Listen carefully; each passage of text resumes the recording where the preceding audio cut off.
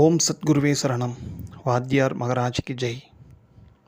குருவருளால் காலரகசிய பதிவேட்டில் பார்க்கக்கூடிய விஷயமானது மால்யபட்சத்தின் சூட்சுமங்கள் அப்படி எடுத்துக்கலாம், இல்லை சிறப்புகள் அப்படி எடுத்துக்கலாம் வச்சுங்களேன். குருவருளால் சரி, மால்யபட்சத்தில் என்ன அப்படி ஒரு பெரிய சிறப்பு வந்துடுச்சு அப்படி யோசிக்கலாம்.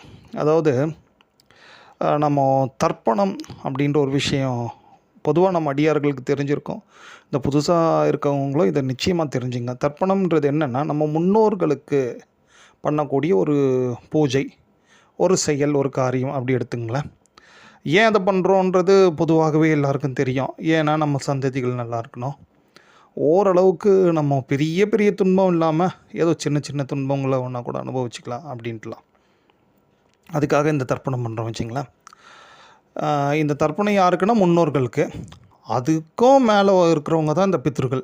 பித்ருக்கள்ன்றவங்க யாருன்னு பார்த்துட்டிங்கன்னா, இறந்தவங்க எல்லாருமே பித்ருக்கள் ஆக முடியாதுன்றது வாத்தியார் நமக்கு குறிப்பெடுத்து கொடுத்துருக்காரு. அதிகப்படியான நல்ல விஷயங்கள், நிறைய தான தர்மங்கள், பிறருக்காகவே வாழ்ந்த தியாக உள்ளங்கள், இவங்க தான் பிதர்களாக மாறுவதற்கான வாய்ப்புகள் இறைவன் கொடுத்துருக்குறாரு அப்படின்ற ஒரு விஷயத்தையும் வாத்தியார் குறிப்பிட்டு நம்ம கொடுத்துருக்காரு வச்சிங்களேன். சரி, இப்போ நம்ம தர்ப்பணம் பண்ணுறோம் இல்லையா, நித்தியப்படியே நம்ம அடியார்கள்லாம் உத்தமமான அடியார்கள் எல்லாருமே நித்திய தர்ப்பணம் பண்ணுவீங்க. இந்த தர்ப்பணம் என்னென்னா அப்படி பார்த்துட்டிங்கன்னா, இது நம்ம முன்னோர்களுக்கு செய்யக்கூடிய நன்றி கடன் தான் அப்படின்றார் வாத்தியார். நன்றி கடன் மீன்ஸ், உங்களால் தான் எனக்கு இந்த உடல் கிடச்சிது, இந்த உடலால் இன்பத்துன்பம் ஏதோ ஒன்று அனுபவிக்கிறோம், இருந்தாலும் நான் இந்த உடலை கொடுத்த உங்களுக்கு இந்த உடலால் தான் நான் இறைவனை பார்க்க முடியுது, குருவை அடைய முடியுது. ஏன் இன்னும் இறைவனோட அருளாலும் குருவோட அருளாலையும் முக்தி மோட்சத்தையும் நோக்கி போக முடியுது. அதுக்கு காரணமாக இருக்குது இந்த உடல். இந்த உடலுக்கு கொடுத்த முன்னோர்கள் உங்களுக்கு நித்தியப்படி நன்றி. அதுதான் நித்திய தர்ப்பணம். சரிங்களா? நன்றி கடன் தர்ப்பணம். பட் ஆனால் பிதர்களுக்கு பிரீத்தி, பிதர்கள் திருப்தி பண்ணுறதுன்ற ஒரு விஷயம் ஒன்று உண்டு. பிதர்கள் சீக்கிரமாக திருப்தி ஆக மாட்டாங்களா அப்படின்றத வாத்தியாரே சொல்கிறாரு. அது என்ன பண்ணலாம்பா, அவங்களுக்கு திருப்தி பண்ணணுன்னா என்ன பண்ணுறது? ஏன்னா இந்த மந்திரத்தில் கூட பாருங்களேன், ஊர்ஜவகந்தி அப்படின்ட்டு இருக்கக்கூடிய மந்திரத்தை பார்த்துட்டிங்கன்னா, திருப்பி அதை ஆண்டு தான் 3 வாட்டி சொல்லிட்டு தானே எழுந்தண்ணி கொடுக்குறோம். ஸோ அதுபோல் இந்த பிதர்கள் திருப்தி ஆகணுன்னா அதுக்கு ஒரு குறிப்பிட்ட காலத்தை தான் வாத்தியார் நமக்கு குறிப்பிட்டு சொல்கிறாரு. என்ன காலம் பார்த்துட்டிங்கன்னா, அதான் மால்யபட்சம்.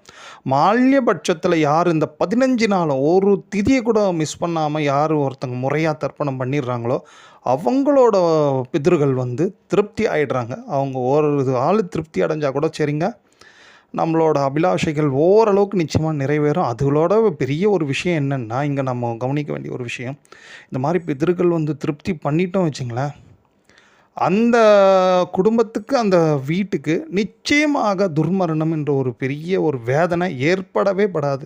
ஜாதகத்திலே எப்பேற்பட்ட கண்டங்கள், மாரக தோஷங்கள் எவ்வளோ இருந்தாலும் சரி, துர்மரணம் என்ற ஒரு நிகழ்வு ஏற்படாது அப்படின்ற ஒரு விஷயத்தையும் வாத்தியார் குறிப்பிடுறார்.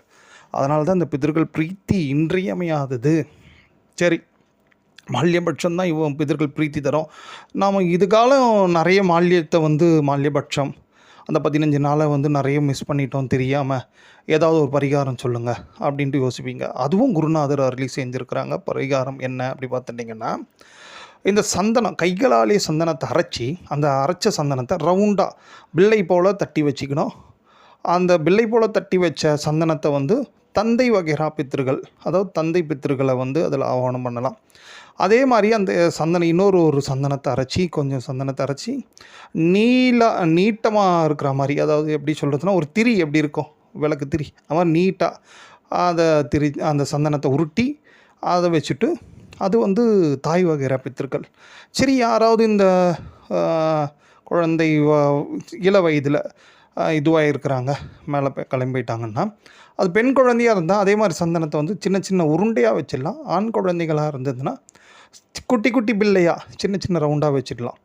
ஸோ இந்த மாதிரி சந்தனங்களை அரைச்சி, கைகளால் அரைச்சி, இந்த மாதிரி ஒரு தாம்பாளத்தில் வச்சாலும் சரி, இல்லை சந்தன கல்லிலே வச்சாலும் சரி, வச்சுட்டு அந்த சந்தன வில்லைகள், அந்த நீட்டாக இருக்கக்கூடிய சந்தனங்களுக்கெல்லாம் ஒரு குங்கும பொட்டெல்லாம் போட்டு கொஞ்சம் புஷ்பம் சாத்தி, அதில் நம்ம அது கீழே பார்த்துட்டிங்கன்னா ஒரு தர்பையை வச்சிடணும். எது, அந்த சந்தன வில்லைகள் அண்டு அந்த சந்தனம் நீட்டாக இருக்க சந்தனத்துக்கு கீழே ஒரு தர்பையை வச்சுட்டு நீங்கள் உங்கள் பித்திருக்களை அதில் ஆவாகனம் பண்ணுங்கள். அவங்க பேரை சொல்லியே நிறைய மந்திரங்கள் உண்டுன்றார் குருநாதர். பட் அதெல்லாம் கூட சிரமம். நீங்கள் அட்லீஸ்ட் பேரையாவது உங்கள் பேரை சொல்லி இந்த சந்தனத்தில் வந்து எங்களுக்கு ஆசி கூறுங்க அப்படின்ட்டு அந்த சந்தனத்தில் அவங்கள வர வச்சுட்டு, அந்த சந்தனத்துக்கு அந்த பெரியவங்க அந்த சந்தனத்தில் எழுந்தருள பிறகு என்ன பண்ணலாம் பார்த்துட்டிங்கன்னா, இந்த படையல் போன்ற விஷயங்கள்லாம் அவங்களுக்கு பிடிச்சமான உணவுகள் இதெல்லாம் வைக்கிறது. ப்ளஸ் அதுக்கப்புறம் நிச்சயமாக நித்திய தர்ப்பணம் பண்ணுறதோ, அப்படி இல்லைன்னா ஒவ்வொரு மால்யத்தோட 15 திதிகளும் முறையாக தர்ப்பணம் பண்ணுறதுன்னு சங்கல்பம் எடுத்துக்கணும். ஏன்னா இது பரிகார பூஜை. இந்த எந்த பரிகார பூஜையும் எப்பொழுதுமே லைஃப்பில் வந்து ஒரே ஒரு வாட்டி தான் வேலை செய்யுங்க. ஸோ அதனால தான் வந்து இந்த மாதிரி இது மால்யத்துக்கு இவ்வளோ ஒரு சிறப்பு உண்டு. மால்யத்தில் பிதர்கள் திருப்தி அடைவாங்க. பிதர்கள் திருப்தி அடைஞ்சால் இந்த மாதிரியான துர்மரண, ஆபத்து, விபத்து போன்ற நிகழ்வுகள் ஏற்படாமல் பாதுகாத்துக்கலாம். இதுக்கு நிறைய உதாரணங்கள் உண்டு. வாத்தியார் அதையும் குறிப்பிட்டு சொல்லியிருக்காரு. ஒரு மிகப்பெரிய அரசன் புராணத்தில் மிகப்பெரிய தான தர்மங்களெல்லாம் பண்ணி மிக சௌக்கியமாக வாழ்ந்தவர். அவர் ஒரே ஒரு காரியத்தை மட்டும் மிஸ் பண்ணாராம். தர்ப்பணம், முன்னோர்களுக்குரிய தர்ப்பணங்களை மிஸ் பண்ணார். அதனால் வந்து அவருக்கு ரொம்ப சீக்கிரமாக அற்ப ஆயுளில் போகக்கூடிய ஒரு நிகழ்வு ஏற்பட்டது அப்படின்றது ஒன்று. இன்னொரு குறிப்பு ஒன்று உண்டு. இந்த புரட்டாசி மட்டும் ஏன் மால்யம் அப்படின்னு பார்த்துட்டிங்கன்னா, இந்த புரட்டாசி வந்து தேவர்களுடைய நள்ளிரவு காலம்.